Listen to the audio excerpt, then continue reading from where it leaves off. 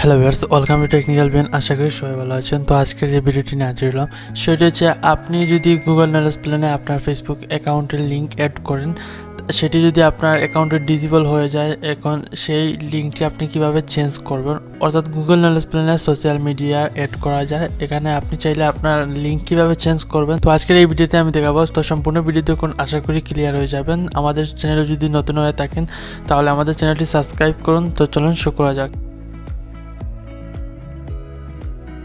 প্রথমে আপনি Chrome browser enter করবেন। এন্টার করার পর আপনার নাম লিখে সার্চ দিবেন, অর্থাৎ গুগল নলেজ প্ল্যানে আপনি যাবেন।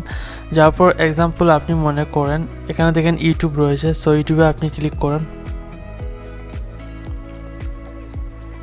ক্লিক করার পর মনে করুন এই লিঙ্কটি আপনি চেঞ্জ করতে চাচ্ছেন, তাহলে আপনি কিভাবে চেঞ্জ করবেন। সো লিঙ্কটি কপি করুন। কপি করার পর আপনার প্যানেলে আবার যাবেন।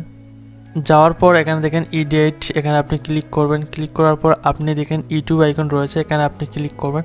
ক্লিক করার পর এখানে দিবেন রিমুভ, লিঙ্ক দিবেন, রিমুভ দিয়ে তারপর লিঙ্ক দিবেন, তারপর অ্যাড দিবেন, তারপর এখানে দিবেন আপনি যেটি অ্যাড করতে চাচ্ছেন ইউটিউব চ্যানেল।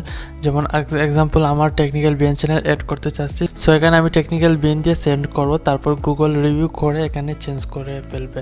আশা করি ক্লিয়ার হয়েছেন কিভাবে আপনি আপনার সোশ্যাল মিডিয়ার প্রোফাইল লিঙ্ক চেঞ্জ করতে পারেন। সো অনেক সময় দেখা গেছে আপনার ফেসবুক আইডি ডিসেবল হয়ে গেছে, অনেক সময় চাচ্ছেন আপনি ইনস্টাগ্রাম চেঞ্জ করতে যাচ্ছেন বা টুইটার বা আরও বিভিন্ন সোশ্যাল মিডিয়ার লিঙ্ক রয়েছে, তো এটি আপনি খুব সহজেই এইভাবে আপনি চেঞ্জ করতে পারেন। আশা করি ভিডিওটি বুঝতে পেরেছেন। বুঝে থাকলে অবশ্যই কমেন্ট করে আপনার মতামতটি জানাবেন এবং বন্ধু জানাতে শেয়ার করুন। নতুন হলে সাবস্ক্রাইব করুন, পাশে থাকার বেল আইকনটি ক্লিক করুন যাতে আমাদের সকল ভিডিও আপনি সবার আগে পেতে পারেন। ধন্যবাদ।